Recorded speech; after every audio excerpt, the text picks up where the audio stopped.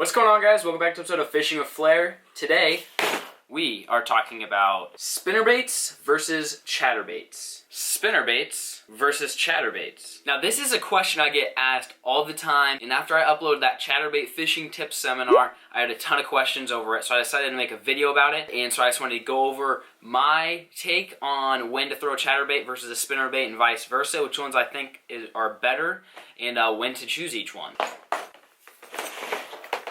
So the thing with spinnerbaits and chatterbaits is there's quite a few of them, especially spinnerbaits. This is my spinnerbait box, absolutely jam-packed, filled with spinnerbaits, and honestly, I think last year I caught 2 fish on a spinnerbait, and I still own this many. Now, as far as chatterbaits go, I keep it a lot simpler. I choose 3 colors. It's either black and blue, green pumpkin, or a shad pattern. And the chatterbait that I actually like to use is a New Tech branded chatterbait. You guys know, if you guys watch my videos for more than the last year or so, I've been using New Techs for over 3 years.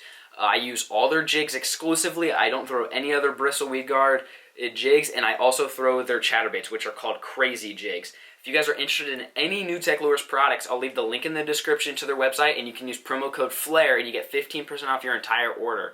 They're one of my sponsors, and so I like to get my sponsors to give you guys promo codes to use to purchase any items that you guys see in any of my videos. So for those of you who don't know what a chatterbait is, it's a bladed jig. It looks just like this. It's basically a bass fishing jig with this little metal blade put on it, and it gives off vibration, and you swim it through the water column, much like you would a crankbait or a spinnerbait. And if you don't know what a spinnerbait is, you probably haven't been bass fishing for a long time, or you're living under a rock, because it is probably the most well-known bass fishing lure out there as far as reaction baits go. Basically all it is a skirt. It's almost basically like a skirted jig, and it's got this wire up there, and it has usually two blades. They now make them with like 27 blades, but this is what the traditional spinnerbait looks like. So let's start with the chatterbait. So where would I throw a chatterbait?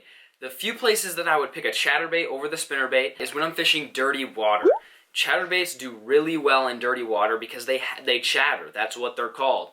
This little blade on there wiggles back and forth and puts off a very hard vibration in the water. It's harder than any square bill that can give off or anything like that. Puts off a very hard vibration.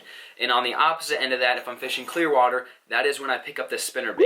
Couple reasons: because it looks more like bait fish. It's got these blades on here that flash. It puts off a lot of flash. So anytime you're fishing clear water, the flash, it travels just like light does.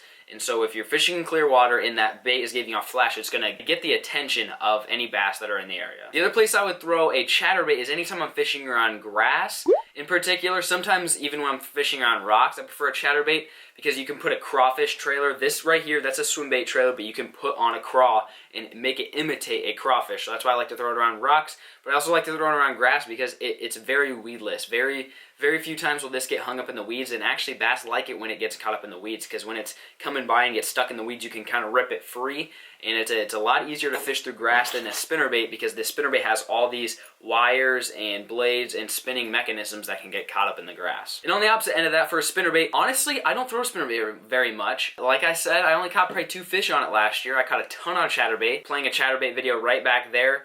And I caught just a ton of fish on the chatterbait. But one place I would pick up the spinnerbait is anytime I'm fishing around timber, in particular stumps, laydown, stuff like that. Reason being is because when you bring this past a stump and you hit the stump, these blades will stop and they'll kind of flutter down and then start going again, and it basically just creates a lot of erratic motion, and it gets the fish's attention a little bit better than a chatterbait in my opinion. But anything I'm saying here, it can go either way. I have a lot of guys that will throw spinnerbaits in dirty water and fish it around grass, which is completely opposite of what I said. This is where I think it works best, and where if I were you guys, people that if you guys have not used either of these lures, this is where I would start. And if you're not finding any success in what I'm saying, then switch it up. You can switch it up opposite, but this is just, for the past 4 or 5 years, I've been really fishing these baits hard. This is what's worked for me. Another tip for fishing chatterbaits is I like to throw them in low light conditions. That does not mean you cannot catch fish in sunny conditions, because I've caught a lot of big fish. I actually caught, not my PB, but my second PB. It was 6.9. I caught it 3 or 4 years ago, and I caught it on a bright, sunny, windy day fishing this exact chatterbait right there. So like I said, guys, anything I say here is not set in stone. It's just what's worked for me.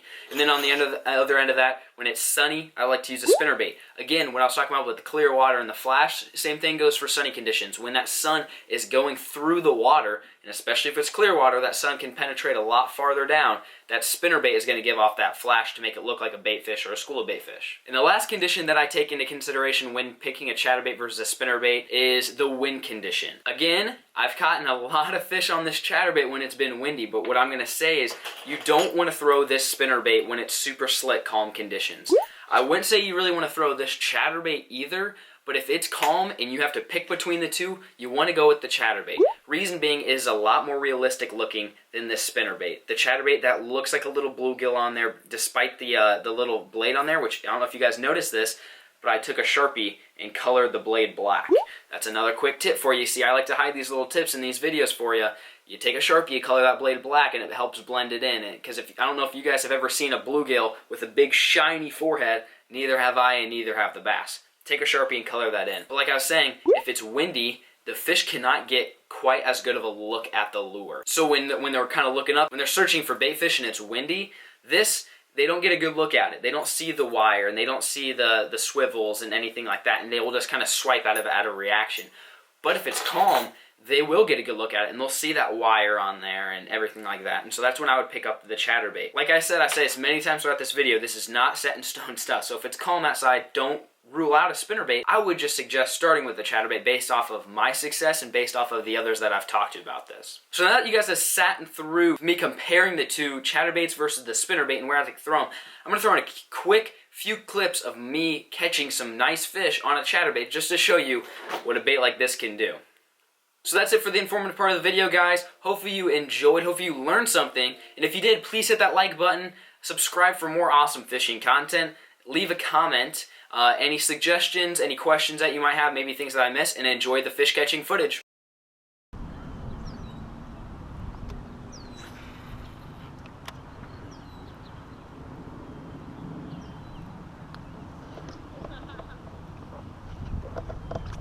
Oh, that's a pig. Oh yeah, baby dog. Oh my gosh. That's a good one. It's another toad. Oh God. Oh shit. That's a boat flip fail, and that might be a 5.5.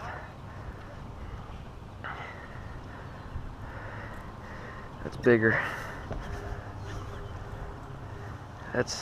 She's pushing 6. I tried to boat flip it. That did not work. Oh my gosh. This is the best day of bass fishing I've had in a very long time. Oh man, too bad I didn't keep those other girls. I could take a better picture. Let's see where she's at.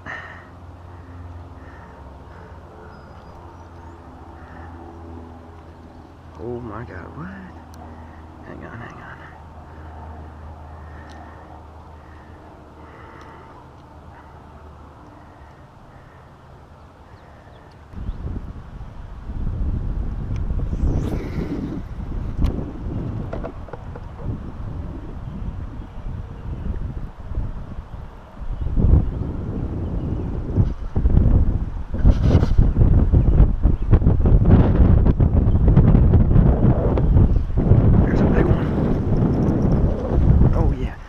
Another giant.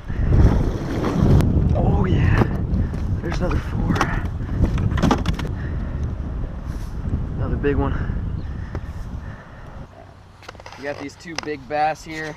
But the one weighed 6 pounds, 1 ounce. And this guy weighed right at 5 pounds.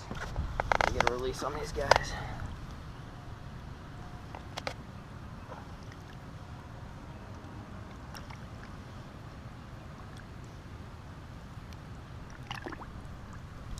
There you go. It's a tank. Spinnerbaits versus chatterbaits. Spinnerbaits versus chatterbaits.